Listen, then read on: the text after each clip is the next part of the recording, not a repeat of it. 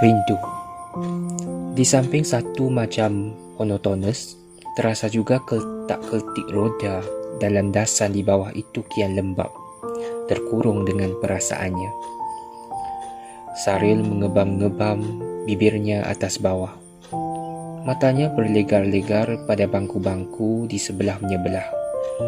Para penumpang lain sudah banyak yang tidur. Kereta api. Mengapa lembabnya? Bawalah aku cepat ke sana. Saril merenung-renung pula keluar jendela. Hutan dan belukar kecil di lereng-lereng bukit kelihatan kental dibungkus molekul-molekul malam, menjadikan tapak tompok-tompok hitam yang seakan-akan berlumba ke belakang. Saril sedar, ketika dia sampai nanti, hari tentu sudah lewat tengah malam. Pekan kecil itu tentu sudah sunyi.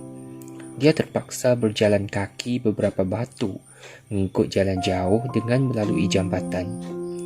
Kemudian dia terpaksa mengharung denai ke daerah pedalamannya, menghadapi kedinginan dan kesunyian dini hari. Betapa bodoh dan sia-sianya itu. Mengapa mesti dia pulang malam-malam begini? Padahal dia boleh saja bermalam di Kuala Lumpur. Esok pagi-pagi dia boleh pulang dengan bas ekspres atau taksi. Dia boleh berperahu tambang ke kampungnya. Betapa seronoknya naik perahu tambang. Tetapi sekarang, pada saat-saat begini, mana ada perahu tambang? Penambang-penambang itu tentu tidak mahu berjaga hanya untuk membawa dia seorang. Sarir berasa agak kesal juga. Baru sekarang kekesalan itu meraba-raba sayup ke dalam hatinya. Sebenarnya, dia telah mengambil penerbangan awal dari Jakarta tadi. Dia tiba di Kuala Lumpur tengah hari. Tetapi, kerana hendak menyelesaikan urusan pelajaran dan beasiswanya, dia tidak dapat pulang dengan segera. Dia memaksa dirinya pulang juga dengan kereta api pukul 8 malam. Memang bodoh jika menurut perasaan. Tetapi apakah yang lebih gairah dan berkesan daripada perasaan? Batin Saril merungut-rungut sendirian. Rentak yang monotonous di bawah kakinya itu terkurung lagi dalam perasaannya. Saril teringat, memang benarlah cakap kawannya yang menawarkan kerja sementara di Kuala Lumpur tadi. Jika dia pulang juga malam-malam begitu, dia tidak akan dapat melihat dan menikmati apa-apa. Daerah pedalamannya itu tentu sudah sunyi dan mati. Adik-adiknya, Ti, Angnya, Zi dan Biah tentu sudah tidur dengan nyenyaknya. Begitu juga Misah.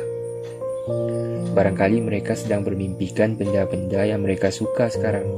Macam dia selalu bermimpikan sungai di belakang rumah, bermimpikan ikan-ikan, bermimpikan rumpun-rumpun buluh di tepi tebing. Tetapi bagaimanapun, dia sudah tiba di tanah airnya. Dia sudah dekat dengan kampungnya. Kereta api yang bergerak itu sedang membawanya ke sana. Ayuh, lajulah sikit. Bawa aku cepat ke kampungku. Saril menarik nafas panjang-panjang. Apabila mengingati akan kampungnya, hatinya tiba-tiba menjadi terharu. Mengingatkan kampung membuatkan dia tenggelam dalam kepekaannya. Terasa semanis dan senikmat melihat gadis-gadis Kemalai menarikan tarian inang atau joget, atau sesyahdu tiupan flute Mariono dengan lagu Bengawan Solo yang klasik itu. Ketika mula-mula berangkat melanjutkan pelajaran ke Jakarta lebih 2 tahun lalu, dia sesungguhnya tidak pernah menduga akan menghadapi suatu macam kerinduan dan kebosanan yang memanjang. Sebaliknya, dia berasa agak seronok dan beruntung. Bukankah dia ke Jakarta untuk menimba ilmu? Tetapi, lama-kelamaan, setelah 1-2 hari, sebulan 2 bulan, dan menjangkau mata tahun, baru dia tahu bahawa berjauhan daripada keluarga itu amat kejam. Dia tidak dapat menggambarkan bagaimana rindunya dia pada Misah. pada keluarga dan nilai kehidupan yang ditinggalkan. Kerinduan itu dipertingkat lagi oleh kehidupan yang rutin di kota Jakarta yang metropolitan itu. Dia semacam sudah kehilangan sesuatu. Terasa kempunan hendak melihat gadis-gadis berpakaian kurung jekap, musang, berselendang ataupun berdandan. Terlalu kempunan hendak melihat sungai-sungai jernih dan berlukar-berlukar hijau. Perlahan-lahan dia berasa dirinya begitu asing dan terasing. Terhimpit di antara bangunan-bangunan batu yang terasa amat kering dan kaku. Segala-gala tentang Jakarta adalah artifisial, sangat beku baginya. Sebenarnya dia tidak mampu hendak pulang setiap kali cuti kampus. Mana ada wang. Dan kepulangan kali ini adalah daripada usahanya yang lama. Dia bekerja sambilan. Dia mengumpulkan wang berdikit-dikit. Akhirnya dia berjaya juga. Terasa kegairahannya seperti bebas daripada penjara berpuluh-puluh tahun. Aduh, tunggulah aku datang. Tunggulah. Saril mendongak pula memandang beg pakaiannya di tempat menyimpan barang-barang. Dia segera teringat di dalam beg itu ada oleh-oleh buat misah. Ada oleh-oleh buat adik-adik. Mereka tentu gembira menerimanya. Tentu mereka akan tersenyum puas ketika menggaya-gayakannya nanti.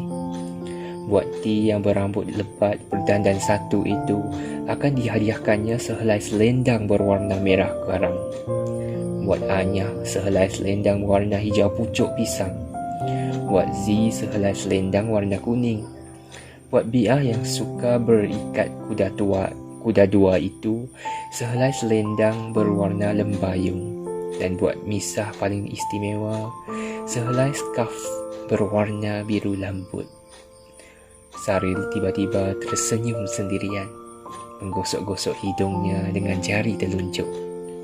Wajah Irma, teman sefakultasnya, tiba-tiba tumbuh di dalam matanya. Tidak usah repot-repot, Rio. Kau upah saja aku yang buat. Aku bisa buatkan. Tidak, aku mahu buat sendiri dengan tanganku. Loh, kau kayak pedusi. Pantasnya berblaus saja. Pakai gincu dong. Irma ketawa mengindik-indik. Dia dapat melihat bagaimana gairahnya Irma ketawa. Gadis itu berseluar jeans biru dan memakai t-shirt putih leher luas yang mendedahkan pangkal susunya.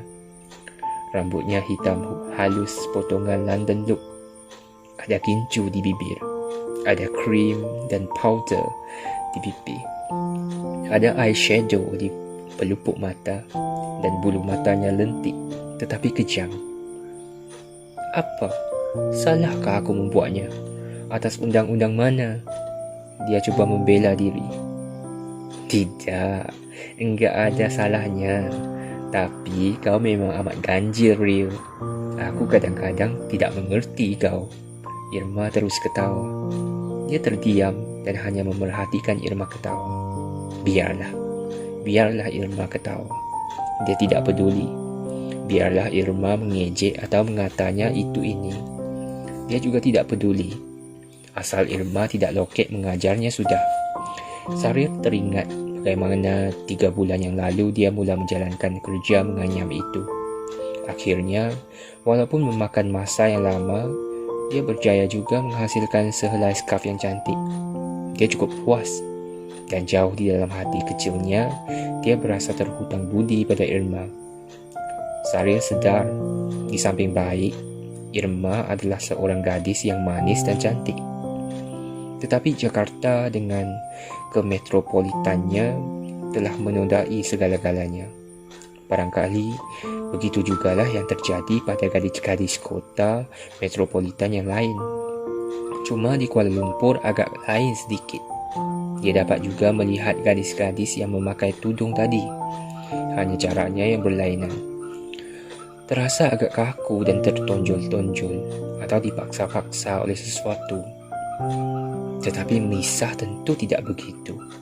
Adik-adiknya juga tentu tidak begitu. Mereka adalah gadis yang sederhana dalam segala hal. Dan apakah yang lebih baik daripada kesederhanaan? Apakah?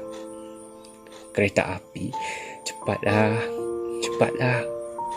Betapa baiknya kalau kau juga punya hati seperti manusia, punya rasa simpatik. Saril menjengah lagi keluar jendela. Angin yang menerjah dari luar terasa sudah semakin dingin sekarang. Bulan sudah muncul menyebarkan cahayanya ke mana-mana. Saril tidak sedar waktu bila bulan itu menjelma. Saril tersenyum lagi. Cahaya bulan itu mengingatkan dia pada kilauan air sungai di belakang rumah. Jika dia sampai nanti, dia akan terus pergi tidur. Tempat tidur adalah teman yang setia, supaya penantian tidak menjadi begitu lama. Esok dia akan bangun pagi-pagi, menemui dan bergaul dengan adik-adik dahulu, biar adik-adik terkejut besar. Tentu ada yang berkayut di tengkuknya. Tentu dia dapat mencuit hidung Anyah lagi. Tentu dia dapat menepuk-nepuk bahu Ti. Tentu juga dia dapat mencuit sayang pipi Bia. Bia yang bonyok itu dan Z yang kecil molek tentu akan bertambah manja di dalam rangkulannya. Wah, cantik bang. Berapa abang beli? Kata Z. Murah aja. Pakailah. Ti punya lagi cantik. Iya, pakailah. Bia punya lagi cantik. Iya, pakailah. Tidak, semua pun tak cantik. Anyah punya lagi cantik. Betapa nyakalnya Anyah. Ketika itu angin jinak tentu sedang bertiup melenggang-lenggangkan selendang yang berkembang di tangannya. Dan tengah harinya, dia tentu dapat makan bersama-sama keluarganya lagi. Gulai lemak ikan sungai dengan cabai burungnya sebanyak 10 sen sekali bubuh tentu ada. Emaknya lah yang akan memasak itu. Panggang terbul, lengas atau lampang juga tentu ada. Bapaknya lah yang menjala ikan-ikan itu di sungai belakang rumah. Tentu dia akan makan dengan lahapnya, berpeluh-peluh. Kemudian, selepas maghrib, barulah dia akan ke rumah Misah. Dia akan menyerahkan skaf itu. Betapa manisnya Misah. Tentu dia akan cuba buat-buat merajuk. Abang Saril dahsyat, tak mau tulis surat. Dia akan memberi alasan bahawa dia sibuk, padahal dia memang malas menulis surat. Selama di Jakarta boleh dikira berapa pucuk saja suratnya kepada Misah. Ini adalah kelemahannya. Dia akur itu. Tetapi ada apa dengan pada surat? Yang penting adalah hati. Kereta api. Cepatlah. Cepatlah. Saril bersandar dan cuba memejamkan matanya. Keltak-keltik yang monotonus itu didengarnya sungguh-sungguh, seolah-olah sudah pindah ke dalam dadanya. Akhirnya, kereta api tiba juga di pekan kecil itu. Saril turun dengan membimbit beg besar. Sunyi dan tenangnya pekan itu. Saril terus melangkah. Apabila tiba di dekat jam besar, dia berhenti sejenak. Jam besar itu tetap saja serupa dulu. Saril melangkah lagi. Bulan terang menyebabkan dia tidak begitu berasa takut atau kesepian. Akhirnya dia sampai di rumahnya. Emaknya lah yang membukakan pintu. Saril dipeluk dan dicium beberapa kali di kening dan pipi. Tetapi mereka tidak dapat lama berbicara. Saril terus pergi tidur. Dan dalam tidur itu, dia mula bermimpikan ikan-ikan yang banyak-banyak. Bermimpikan air terjun di jeram berembun. Juga bermimpikan Misah. Esoknya pagi-pagi lagi Saril sudah bangun dan menunggu adik-adiknya di anjung. Dia bersiul-siul kecil dengan lagu The Green Green Grass of Home. Sebentar siulnya mati. Ti sudah muncul menepuk belakangnya. Saril agak tergamam seketika. Dilihatnya ada sesuatu yang telah hilang daripada Ti. Ngapa mau potong rambut? Tanyanya mendadak. Saya tukar fashion nah, jawab T. Anya pun potong juga. Dia beralih pula pada Anya yang kebetulan baru tiba. Mestilah, cantik tak? Anya memutarkan tengkuknya kiri kanan menggayakan potongan tomboy ala Alfo-nya. Saril terdiam. Belum pun sempat dia berfikir apa-apa, Z dan Biah pula muncul. Z berseluar jeans dan berbaju pendek berambu-rambu terdedah pusat. Biah berambut London look. Rambut panjang ikat kudanya dulu sudah lenyap. Saril tiba-tiba berasa begitu kecewa.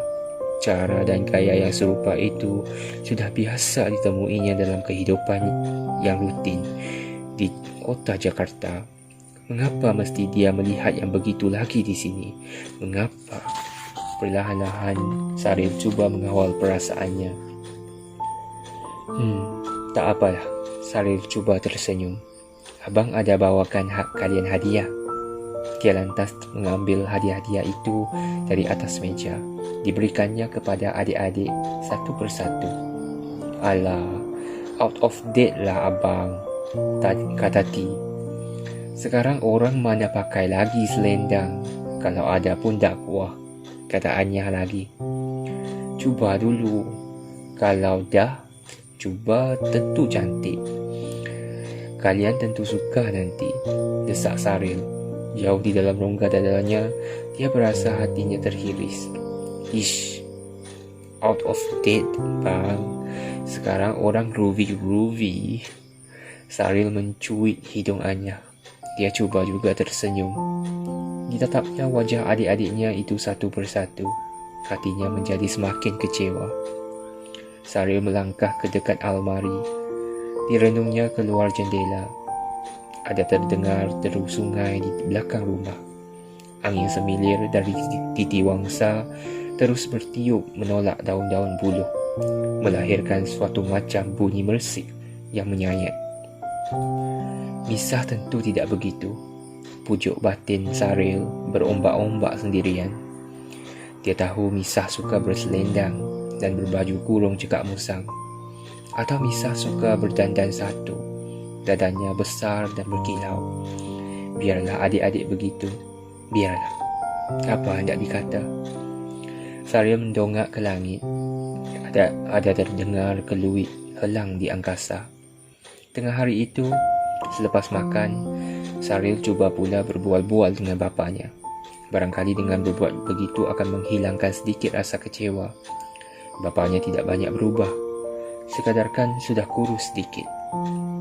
Di sungai itu banyak ikan lagi, ayah, tanyanya. Ada tu ada, tapi dah payah sikit, terang bapanya.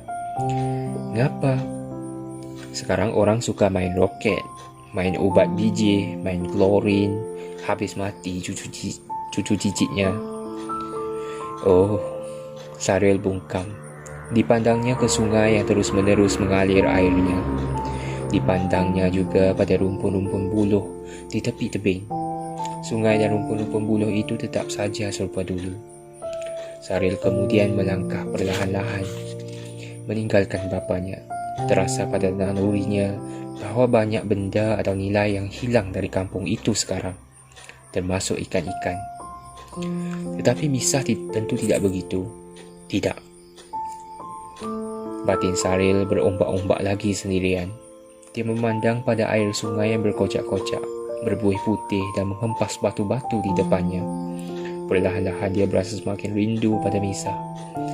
Tunggulah, aku akan menemuinya juga nanti. Tentu dia boleh mengubat rinduku, mengubat kekecewaanku. Tentu. Saril memandang pula pada rumpun-rumpun buluh. Bayang-bayang yang dilukiskan matahari mula panjang.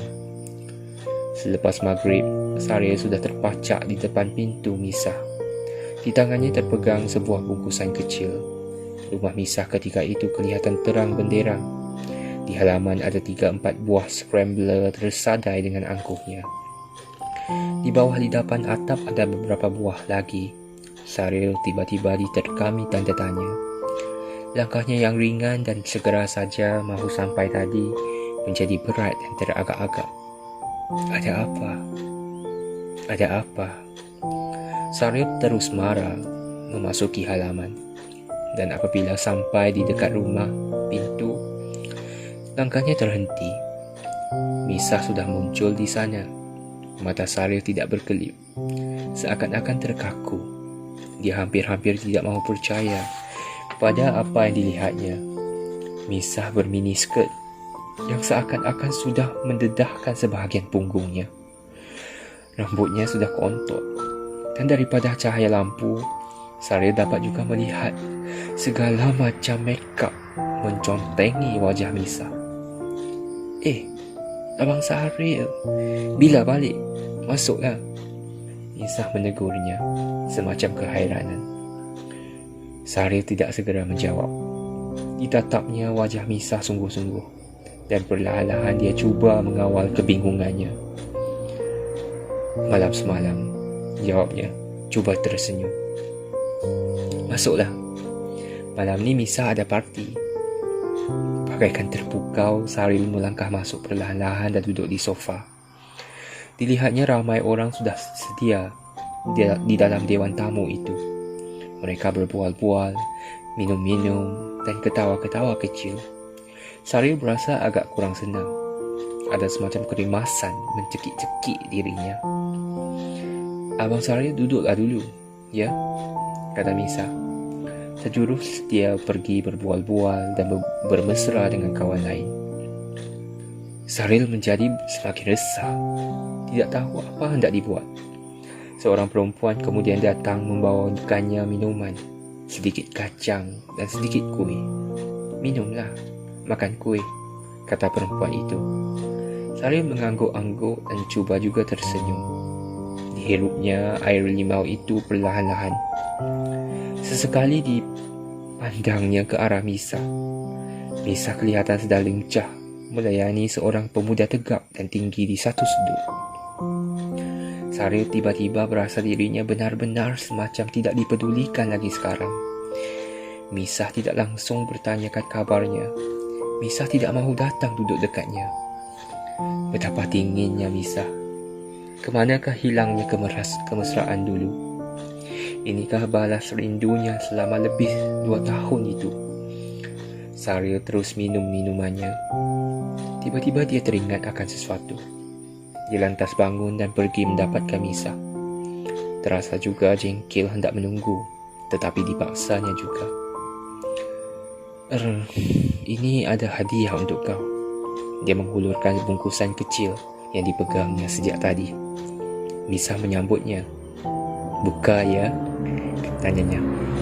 Bukalah, Saril tersenyum. Oh, cantik. Tapi Misah tak suka pakai tudung.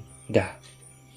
Saril mendengar kenyataan itu begitu tajam, seperti tusukan sebilah pisau belati. Sekaligus dia berasa begitu letih, cukup letih dan hampa. Tak suka tak apa, simpan saja buat kenangan, kata Saril cuba mengawal suaranya supaya kedengaran biasa. Dia kemudian melangkah semula ke sofanya. Sebentar lampu besar di dewan tamu itu dipadamkan. Tinggal lampu kecil yang suram warna merah saja yang dipasang. Musik lembut kemudian beralun dari Cramp, lagu The Autumn Leaves oleh Andy Williams. Semua orang kelihatan bergerak berpasangan ke tengah ruang. Mereka mula menari berita kapan, terbuai-buai longlai mengikut irama. Saril masih di sofa. Dilihatnya Misah sudah menari dengan pemuda tegap tadi. Kepala Misah seakan tersangkut pada bahu pemuda itu, dan bibir pemuda itu semacam terlekap pada lehernya. Sebenarnya ada orang mempelawa dan menyuruh dia menari tadi. Tapi Saril menggeleng-geleng. Dia tidak tahu menari berdakapan begitu. Tidak pernah dibuatnya. Saril tiba-tiba berasa begitu kesepian, sendiri dan terasing di dunia ini. Suara Andy Williams dan lirik lagu The Autumn Leaves itu tambah menyengat hatinya. Betapa sepinya. Aku tidak boleh menyiksa hatiku di sini. Tidak boleh. Saril mengembamkan bibirnya. Terasa ada sesuatu yang pecah di dalam dada. Setelah beberapa buah lagu selesai, dia terus bangun menemui Misah. "Aku balik dulu," katanya. Cepatnya," terasa tawarnya suara itu. "Aku ada kerja sikit," jawab Saril. Iyalah." Saril terus beredar keluar pintu. Apabila tiba di luar, muzik lembut kedengaran lagi alun-mengalun. Saril menoleh seimbas.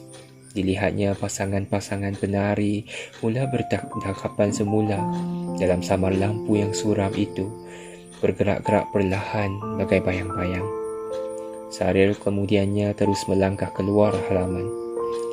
Ke jalan, dia mendongak ke langit. Bulan kembang, ada awan nipis berarak di sisinya. Saril tiba-tiba berasa suatu macam kehilangan menyumbat-nyumbat benaknya. Sayu benar hatinya. Dia sedar segala-galanya sudah hilang sekarang. Telah selesai segala-galanya. Akulah yang salah. Aku terlalu banyak mengharap. Terlalu banyak, bisik batin Saril. Sebab air matanya tiba-tiba menitis ke pipi. Apabila tiba di rumah, Saril terus menemui ibunya. Dia menyatakan yang dia hendak ke Kuala Lumpur esok. Emaknya menjadi begitu terperanjat. "Ngapa kau? Ni, cuti panjang. Kata nak bercuti puas-puas di kampung." "Saya fikir-fikir buat apa buang masa. Lebih baik buat kerja sementara di Kuala Lumpur. Cari duit sikit. Nanti senang bila balik Jakarta, kawan pun ada boleh tolong." Saril menerangkan dengan panjang lebar. "Tapi mengapa esok?"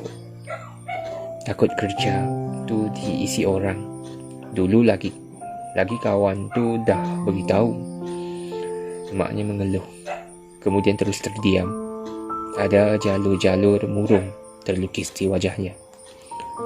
Saril beredar ke pintu belakang. Dibukanya pintu itu. Dia duduk di bendol sambil memandang ke arah sungai dan rumpun-rumpun buluh di tebing. Air sungai kelihatan berkilau-kilau di simbah cahaya bulan.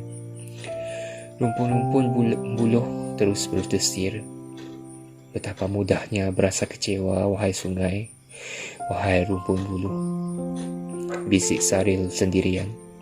Urat-urat lehernya kelihatan timbul dan bergerak-gerak. Sebentar Saril bingkas bangun. Dia perlu mengemaskan barang-barangnya. Dewan Sastra, Disember 1977.